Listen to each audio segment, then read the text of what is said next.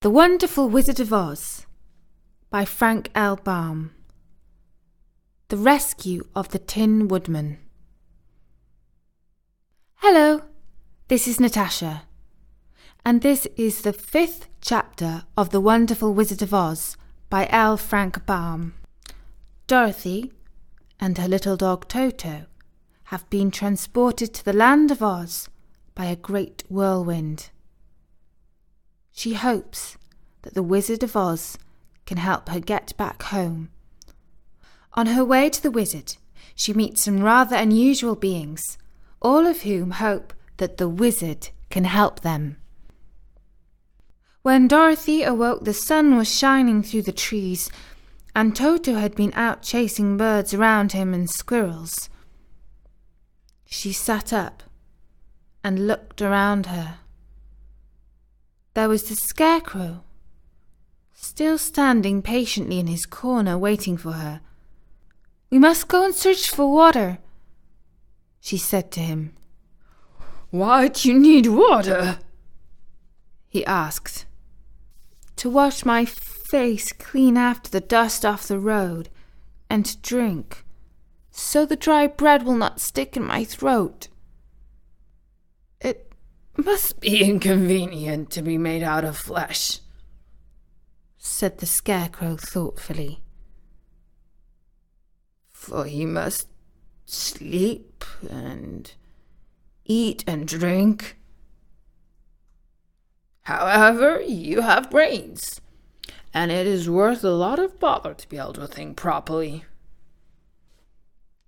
They left the cottage and walked through the trees until they found a little spring of clear water, where Dorothy drank and bathed and ate her breakfast. And the girl was thankful the Scarecrow did not have to eat anything, for there was scarcely enough for herself and Toto for the day.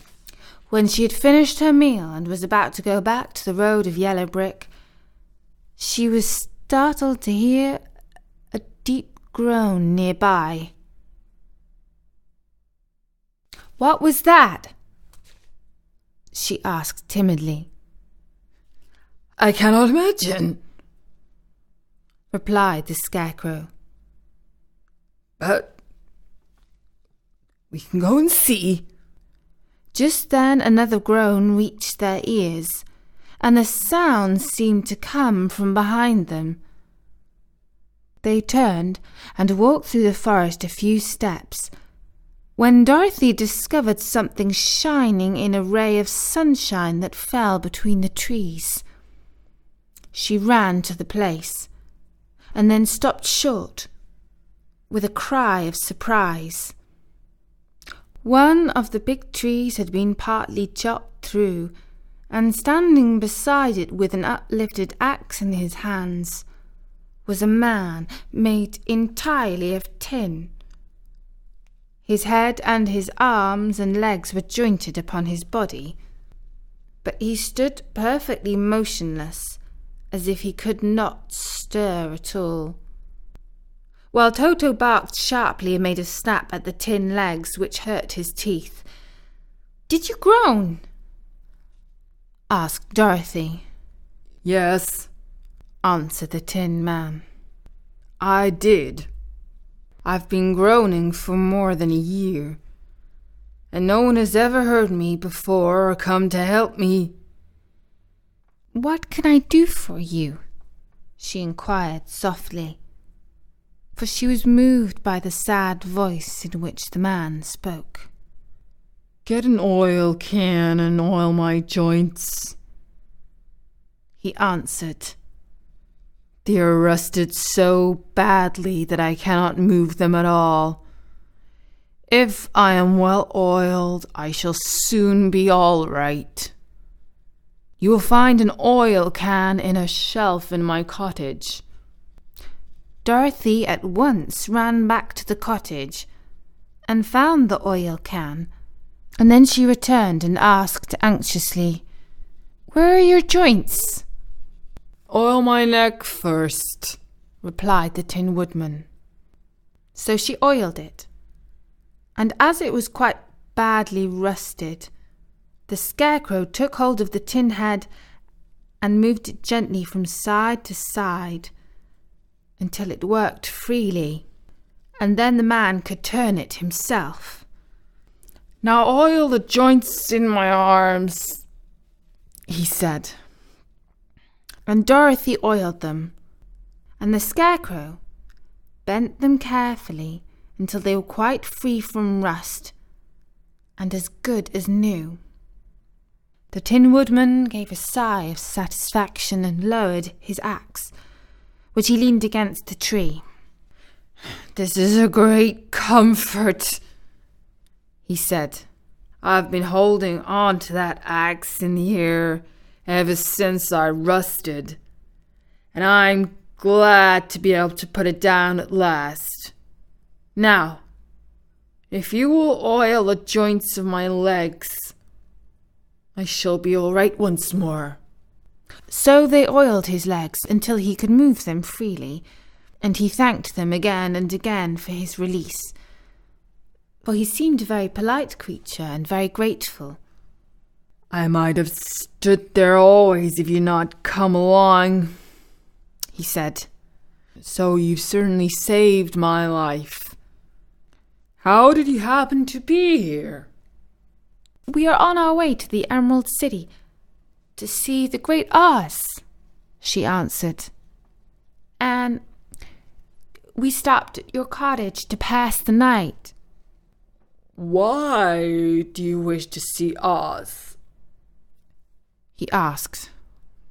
"I want him to send me back to Kansas, and the Scarecrow wants him to put a few brains into his head," she replied. The Tin Woodman appeared to think deeply for a moment. Then he said, "Do you suppose Oz could give me a heart?" "Why, I guess so," Dorothy answered. "It would be as easy as to give the Scarecrow brains." "True," the Tin Woodman returned. "So if you will allow me to join your party, I will also go to the Emerald City and ask Oz to help me."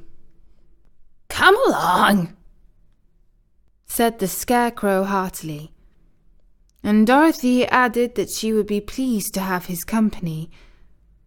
So the Tin Woodman shouldered his axe, and they all passed through the forest until they came to the road that was paved with yellow brick. The Tin Woodman had asked Dorothy to put the oil can in her basket. "For," he said, "if I should get caught in the rain and rust again, I would need the oil can badly."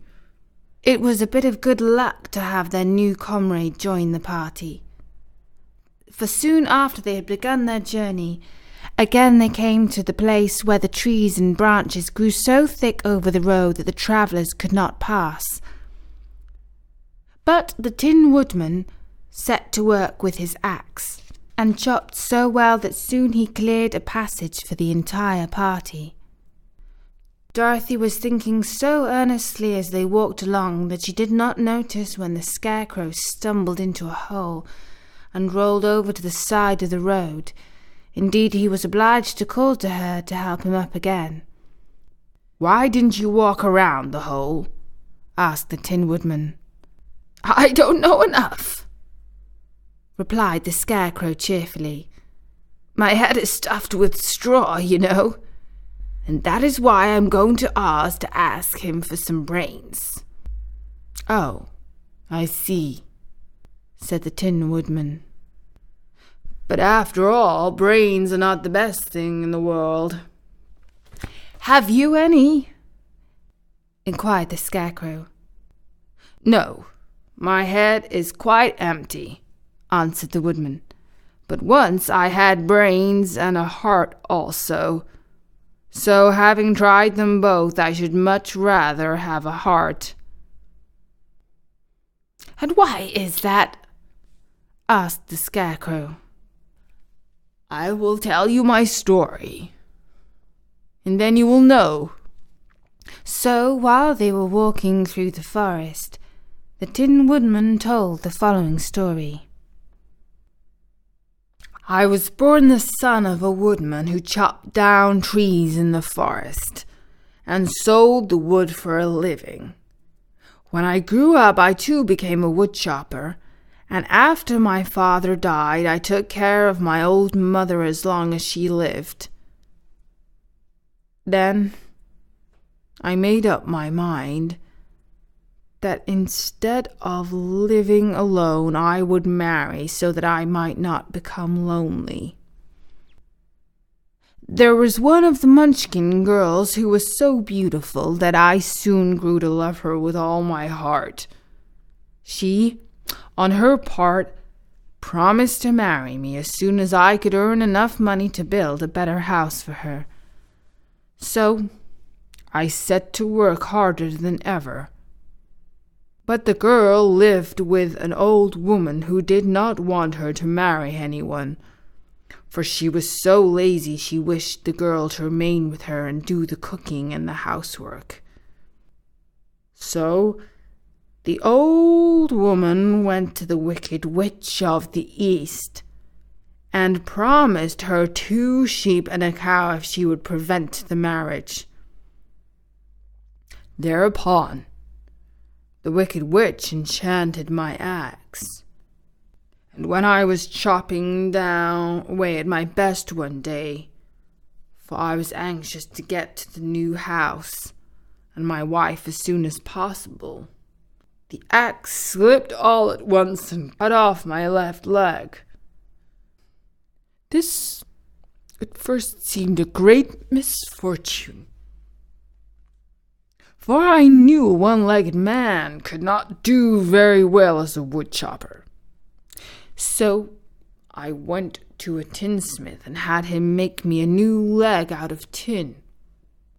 The leg worked very well once I was used to it, but my action angered the Wicked Witch of the East, for she had promised the old woman I should not marry the pretty Munchkin girl. When I began chopping again, my axe slipped and cut off my right leg. Again I went to the tinner, and again he made me a leg out of tin. After this, the enchanted axe cut off my arms, one after the other. But nothing daunted, I had them replaced with tin ones. The Wicked Witch then made the axe slip and cut off my head, and at first I thought that was the end of me. But the tinsmith happened to come along, and he made me a new head out of tin. I thought I had beaten the Wicked Witch then, and I worked harder than ever, but I little knew how cruel my enemy could be. She thought of a new way to kill my love for the beautiful Munchkin maiden, and made my axe slip again so that it cut right through my body. My body shone so brightly in the sun that I was very proud of it, and it did not matter now if my axe slipped, for it could not cut me. There was only one danger, that my joints would rust. But I kept an oil can in my cottage, and took care to oil myself whenever I needed it. However, there came a day when I forgot to do this, and being caught in a rainstorm, before I thought of the danger, my joints had rusted, and I was left to stand in the woods until you came to help me. It was a terrible thing to undergo, but during the year I stood there, I had time to think that the greatest loss I had known was the loss of my heart. While I was in love, I was the happiest man on earth, but no one can love who has not a heart. And so I am resolved to ask Oz to give me one. If he does, I will go back to the Munchkin maiden and marry her. Both Dorothy and the Scarecrow had been greatly interested in the story of the Tin Woodman, and now they knew why he was so anxious to get a new heart. All the same, said the Scarecrow, I shall ask for brains instead of a heart, for a fool would not know what to do with a heart if he had one. I shall take the heart, returned the Tin Woodman, for brains do not make one happy, and happiness is the best thing in the world. Dorothy did not say anything, for she was puzzled to know which of her two friends was right, and she decided if she could only get back to Kansas and Aunt Em, it did not matter so much whether the Woodman had no brains and the Scarecrow had no heart, or each got what he wanted. What worried her most was that the bread was nearly gone, and another meal for herself and Toto would empty the basket. To be sure, neither the Woodman nor the Scarecrow ever ate anything. But she was not made of tin nor straw, and could not live unless she was fed. And that was the 5th chapter of The Wonderful Wizard of Oz. The Tin Woodman has asked for a heart, and the Scarecrow has asked for brains. And we know little Dorothy wants to get back to her beloved Kansas. What would you ask the great Wizard of Oz for? Anyway, I do hope you enjoyed that chapter. In the next chapter, we meet the Cowardly Lion and find out what he wants from the Wizard of Oz. In the meantime, we have loads more free stories at storynori.com. And if you would like to consider making a donation to Storynori, we have a button on our sidebar. For now, from me, Natasha. Bye-bye!